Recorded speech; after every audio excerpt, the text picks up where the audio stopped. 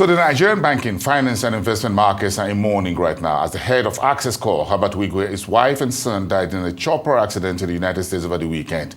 The market is also mourning the loss of the immediate past chairman of the Nigerian Exchange Group, Abimbola Ogunbanjo, who also died in the Wigwe's tragic air accident on Friday. Joining me to discuss these very tragic moments in Nigeria's recent history is Olufemi Awoyemi. He's the founder and chairman of ProShare. We thank you for making the time here, Femi. It's a very grieving moment right now for everyone with Wigwe and Ogunbanjo. So, but how did this news hit you at the weekend? Well, thank you for having me. This news is tragic for me, both from a corporate level and from a personal level. It was strange because I was sending messages to discuss the economics of the Wigwe University to personnel within Access Bank to ask for data to help my researchers look into this. The team at Access Bank were so professional that they decided to mask whatever they had known as at 10 p.m. the previous night, the United States time before. And then they gave me some of the information. It was while I would needed further information at about 4 p.m. on Saturday that I finally got calls from respected individuals in the system that I found out what had truly happened. And I quickly checked my phone and I sent a text message to Herbert, almost in disbelief that it was true. Why? Herbert was the fearless one. He was fearless, but the most benevolent. He was the one who encouraged us to believe that even if we died, we could resurrect. You know, that was the power to which he was. And so it was a very dark moment and still is a dark moment. And I think that it is to the strength of the market that most of us are beginning to come to terms with it. Thank you. Herbert Wigwe was a friend and a mutual industry professional of yours, so to that extent. So what do you think the banking industry and the entire financial system will be remembering the Access Bank chief for? Like I said, Herbert Wigwe was fearless, but he was the one of benevolence. Herbert Wigwe was one who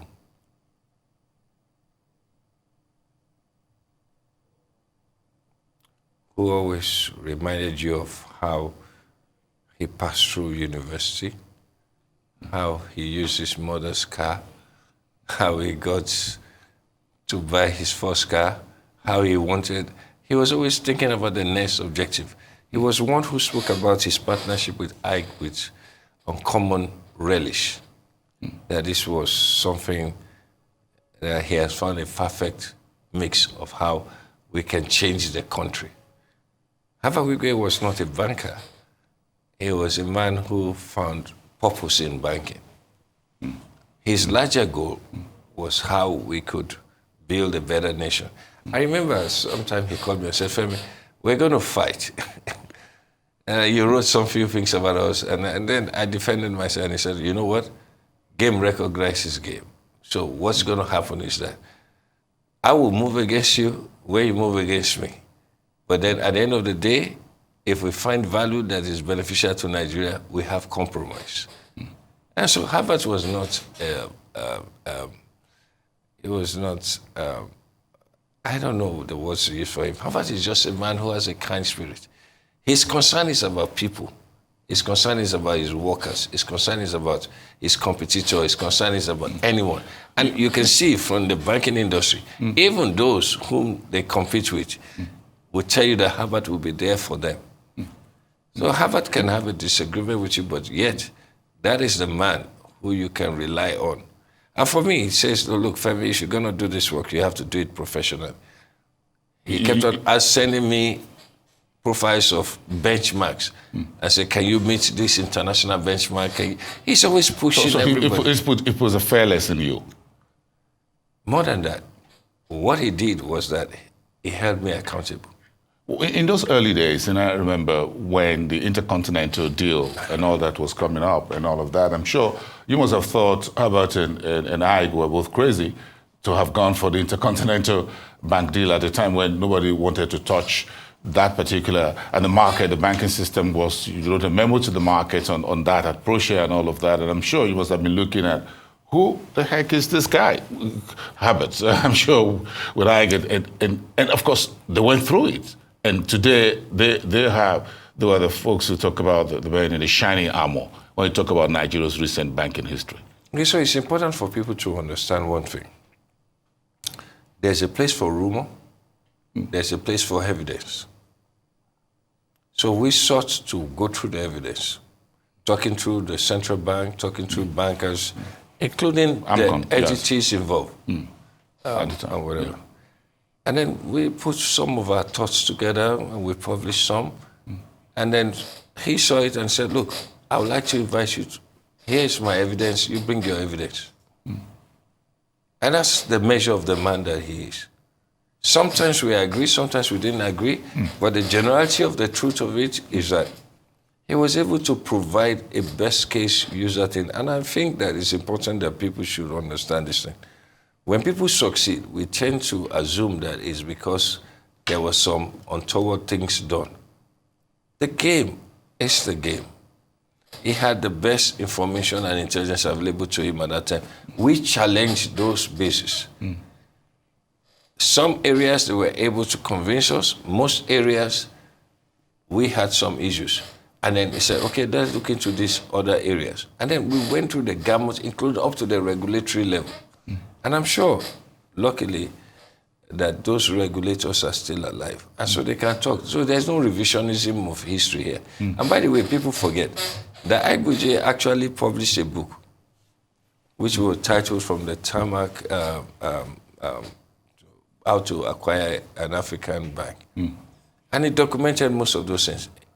I was lucky to be one of those who, because of those roles I played, to write a review.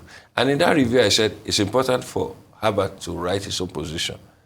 3 weeks before his unlikely demise right now, he was putting together a team to write those reports. And I said, I see what you're doing. To be interesting to know that they can use some of our materials. So here's what I will say to you. Herbert was not just a banker. Herbert was someone who was operating under grace, to use his words to me. He said, Femi, we have grace. We have no better country than Nigeria. Yet, this and this might have taken place, but we're going to have to build a better country for us. I don't know what more to say, but what I can say for myself, and it's a very painful thing for me as the founder of ProShare. Femi, you spent some of your early career in the banking industry yourself. So I'm sure taking Access Bank from where it was years and years ago before Ig and Wigwe went in there from the backwaters of banking to take Access Bank to the front door among the top in Nigeria and in Africa. What do you see here moving forward on the future of Access Core? They just launched a brand new Access Core holding structure just about 2 years or so ago, and Herbert is driving this right on the driver's seat with his hands on the handle. They have a lot of deals, including that of Standard Chartered, which were to be completed in the first half of this year. Was going to be one of the biggest deals for a Nigerian bank in history to take on between 6 and 8 Standard Chartered of UK's assets in Africa. If you know Awoyemi very well, and if you know Herbert very well, the most common thing about them is that they invest heavily on strategic planning. They invest heavily on risk management. They have invested heavily on succession planning. They have learned from their predecessors and their mentors, Uncle Fola Adeola and Tayo Aderioku of blessed memory. They have understood these things.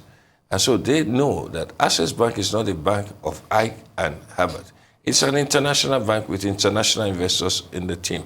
So the first thing Herbert would always tell anybody, which he learned also from Ike, was that if I'm gone, the bank will remain. They have an incredible team of people, from Roosevelt down to Willie, down to Victor, to Sheyi Kumakpai, to every one of those people. These are incredible structure they've put in place. They have learned from those who have done it before them. And so what they wanted was a bank that can survive them.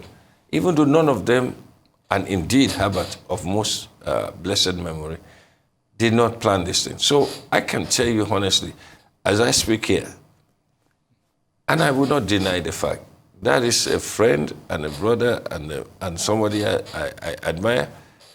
But I can tell you, Bosin, the team in place understand that ramification, including the fact that that was why they immediately came out to say we'll be announcing a succession, because they understand that there will not be any vacuum in the governance structure of Access Bank. So you're not surprised that Access Core shares was the most actively traded today on the stock exchange? No, but don't you understand what I'm trying to say? Yes. The most disastrous event vis-a-vis the most responsible response. That is the legacy that the late co-founder and the surviving co-founder built into the institution. You should be surprised if they didn't. The market had gone otherwise. No, but the market understood what they were saying. Is that there were two things: the level of goodwill, the level of outpouring of emotions, but most importantly, maybe people do not understand that the members of Access Bank knew about this demise before the Lagos Marathon. The organization took a corporate decision to protect that thing as against the news. And they delivered the Lagos Marathon. Successfully, without creating any panic. Yes. And that tells you their mindset about how the organization has been structured. Should run. Exactly. And it's a lesson for most of us, including myself, that this is how organizations should run. And then when they did that, it sent a strong message to the market that rather than be depressed, this organization is in a strong position. So the market moves forward in terms of confidence. And that takes me to the immediate past chairman of the NGX group, Benevolent Obanjo. And at this very critical juncture of the life of the NGX, I'm sure that's another a corporate law luminary, a boardroom guru as well, who also lost his life in the same fatal air accident. If you remember very well, there are about 6 to 10 persons that built this market. There are Gumbajos, there are Liles, there are Onosodes, there are Christopher Colades, there are Shukayes and whatever. The Gumbajo is a critical part of this. The Gumbajo's family, yes. We have just lost him in December. Yeah, Baba himself, yes, the January. Bimbo was the Bamufi. We call him the Bamufi. But everyone who knows him understands that Bimbo has always been one who pulls people together, one who's able to resolve issues in the market. And it was no surprise he was the chairman. And under his tenure, that was when we were able to build the market into where it is today. And his passing is such a rude shock, maybe not so much for the market per se, but for most of those of us who understand the dynastic nature of the Ijebu heritage. But the Gubanjos? Oh, the Gubanjo family played a role in this country, and to lose Bimbo is a significant loss. And so when you take it in totality, we lost people who were positioned to focus in on how to build the country. But you see, that's the funniest thing. The resilience of Nigeria and Nigerians is such that people like Bimbo had put certain persons in position. It was under Bimbo that we identified Timi Pupola, who is now the group CEO. Of the NGS group? Of the NGS group.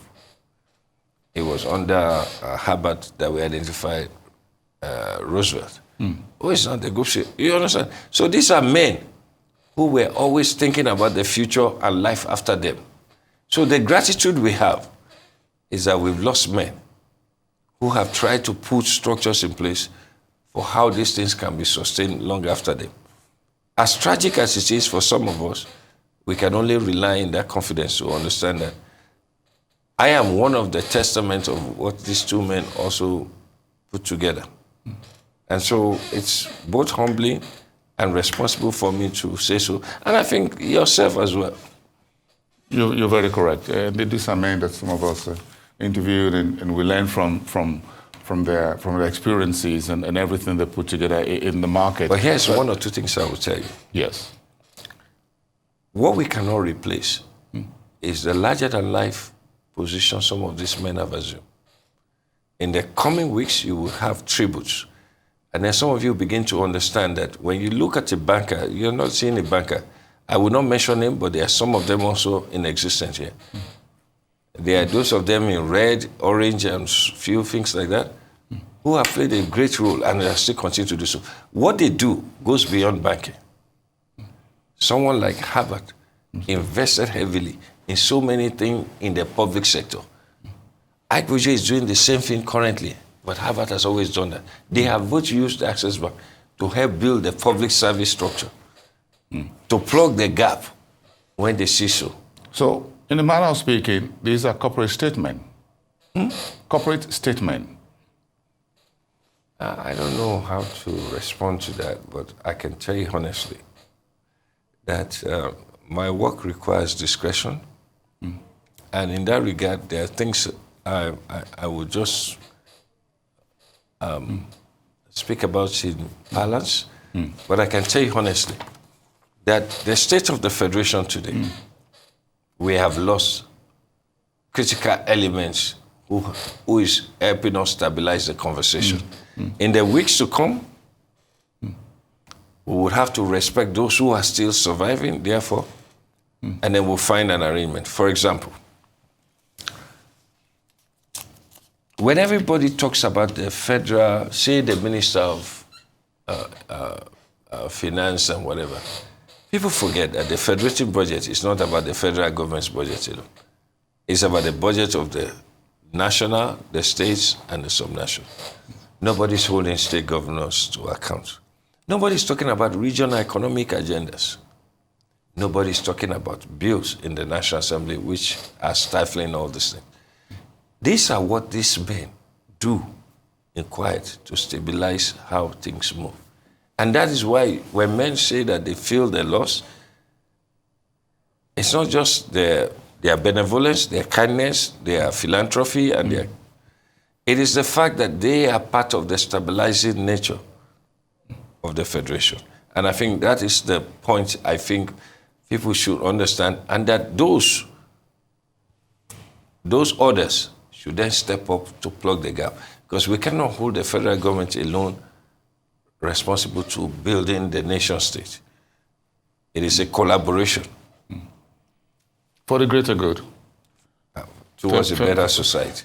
For the greater good. Thank you so much, Awoyemi, founder and chairman at Procia. Thank you very much. We appreciate it. It is a very sad moment for Nigeria and the markets as we condole with the immediate family members and friends of Herbert Wigwe and Abimbola Ogunbanjo.